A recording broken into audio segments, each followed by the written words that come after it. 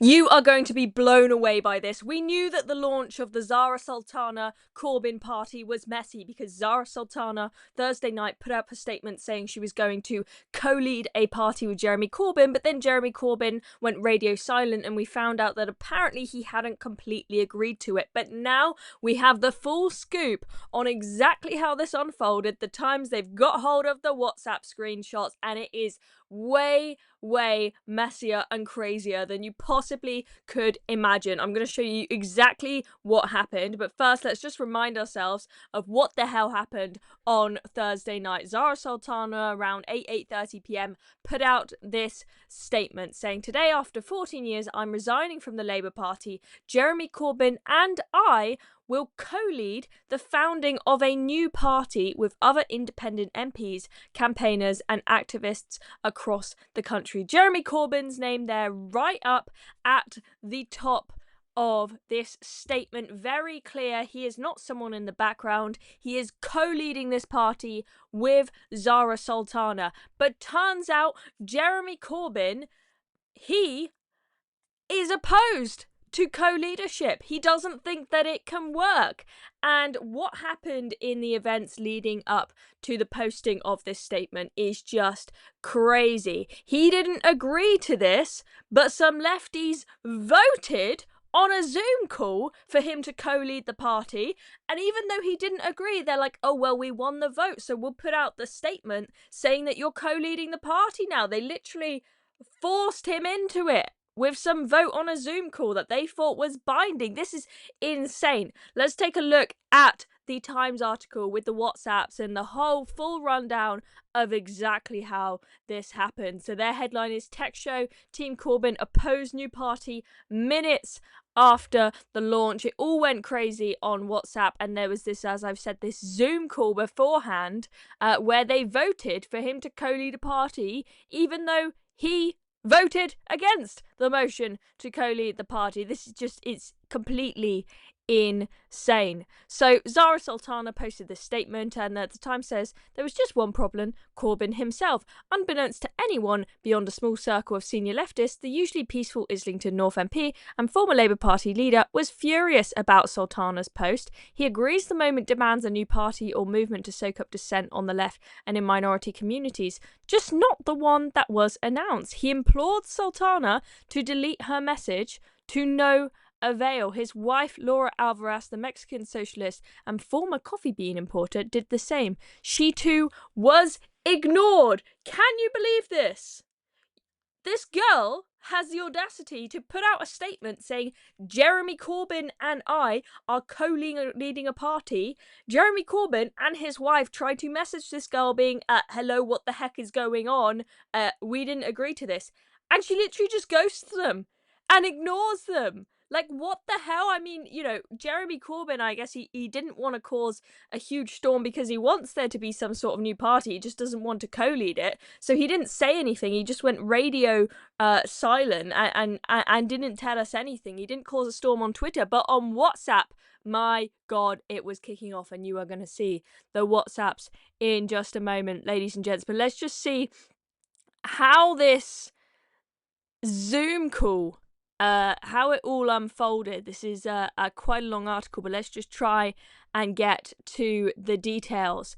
So, as I said, he never agreed to co-lead anything with Zara Sultana, but be it a new party or the process by which one it would in time be founded, the new venture thus succumbed to the great left tradition of splitism, pitting two co-leaders, one of whom did not recognise their position against each other.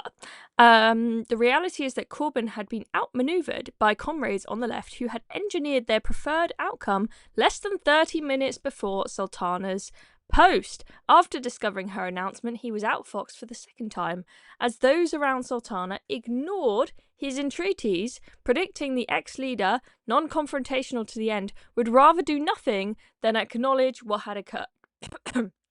Excuse me, and give ammunition to his perceived opponents within Labour and Fleet Street. And I mean, he stayed quiet. They literally forced him into it. They thought, we'll just post this, and Jeremy Corbyn isn't going to say, I didn't agree to this out online, because he doesn't want, the press to hold turn against their whole new movement and cause a storm. So he's just like put his head down in shame, poor guy, and I have sympathy for Jeremy Corbyn for once in my life. Anyway, let's get on to this Zoom call and figure out how this all unfolded. So the trigger for Sultana's announcement was a Zoom meeting held earlier that day between leading socialists who had been quietly discussing a new force in politics for some months.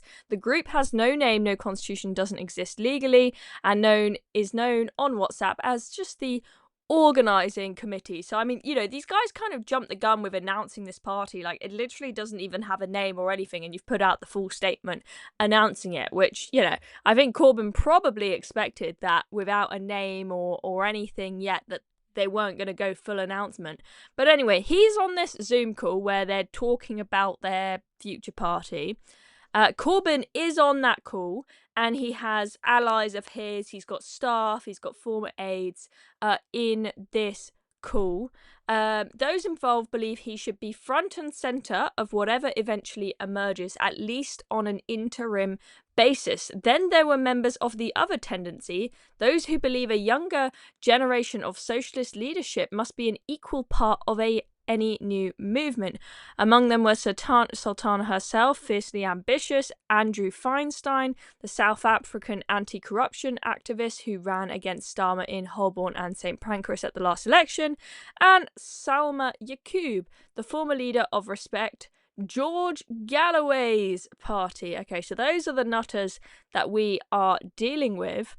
Some of them share a sense of frustration that Corbyn hasn't been decisive enough, yada yada yada. Anyway, what happened on the call? So on this call, Feinstein anonymously submitted a memo arguing for a party co-led by Sultana and Corbyn. Corbyn's allies submitted their own, arguing that only he had authority to be leader and ought to do it alone. Corbyn is in the latter camp. He thinks that if he's going to be leading a party, he needs to be the sole leader. Not due to a desire to be front and centre again, some close to him say, but rather because he believes joint leaderships do not work.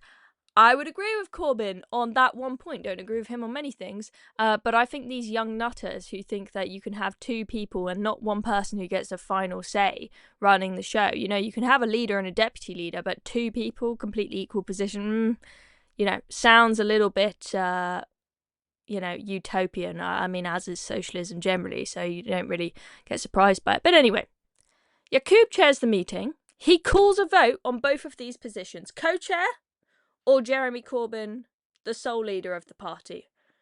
Okay? Which side wins? The co-chair motion. Okay?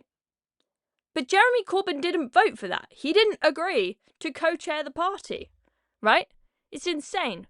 Yaqub, wielding the digital gavel, passed ahead anyway, stating most of those on the call wanted a vote on two options. Corbyn and his allies boycotted the contest, saying some kind of wider democratic event was needed to make such a decision. In turn, Feinstein and his allies were able to vote and claim victory. This prompted Sultana's post a short time later. This is insane. This is insane. Okay, if a group of people got in a room and said, right, we're going to do a vote on whether Chloe Dobbs is going to lead a new party, and they vote in favour of me leading a new party, that doesn't mean I'm leading a new party. I've got to agree to it. Like, this is insane. It's completely and utterly insane. Like this, I just can't believe it. And then anyway, we had this whole fallout afterwards. So let's take a look at some of the WhatsApps that we've got here.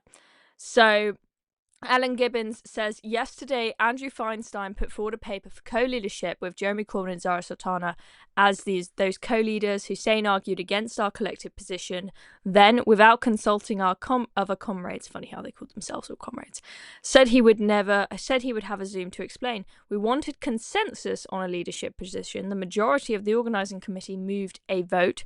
We thought moving to co-chairs was too big a decision to take before a democratic conference, so we abstained abstained on the vote. And then Carrie says, Steve, can you please refrain from getting agitated? I've already said Alan will post a brief. This, and then let's take a look at this. So what happens is that this Carrie literally starts kicking people out of the group. Like, it's all kicking off. There's a purge going on the group. Someone posts, sorry guys, but am I missing something here? What the hell is going on? Why is everyone being kicked out? I mean, you know things are going bad when everyone's being kicked out of the WhatsApp group. And then let's look at Pamela Fitzpatrick. So she then posts this. As Carrie has said, the second paper was submitted anonymously at the 11th hour. No courtesy was afforded to Jeremy in terms of sharing the paper with him. A room of people decided something tonight against Jeremy's wishes. I have no idea who many of them are or their politics. I understand people being excited about the prospect of a new party, but neither Jeremy or Laura being his wife, deserves to be treated with such a lack of respect. Perhaps some thought could be given to that. Oof! Brutal message. And I agree. Like, how disrespectful. I think it's damn right disrespectful and insane to put up a statement that has millions and millions of views, is like top of the news everywhere, saying Jeremy Corbyn is now co-leading a party with Zara Sultana, and he literally hasn't even agreed to it. This is like, I know politics is messy and crazy, but this is like one of the craziest things I have ever seen happen. How the hell do you announce that Jeremy Corbyn is leading a party when he literally hasn't agreed to it? So anyway, what does Jeremy Corbyn do in response to this? He says, instead of condemning the post, he just went silent that whole night, and then the next day he posted a statement kind of tiptoeing. He congratulated Sultana, but he also just said, discussions are ongoing. He wasn't very clear exactly what his role is. More WhatsApps, more craziness. So let's see what happens. As they say here, what nobody can say is what will happen next. Is Jeremy Corbyn gonna stick with this and lead the party, even though co-lead the party with Zara Sultana, because he's been forced into it and he's too embarrassed to come out and say no, ditch the whole project, I'm not involved. Or is he gonna do something to force Zara Sultana's hand and say, unless you allow me to be the sole leader, I'm out, and this thing all goes up in flames and you look like an absolute plonker, Zara Sultana. He could do that. He very well could do that. Let's see what happens. Crazy, crazy times in politics, Anyway, I'm Chloe Dobbs. Thank you very much for watching this video. Make sure to subscribe to Reason if you haven't already so you don't miss out on any more updates.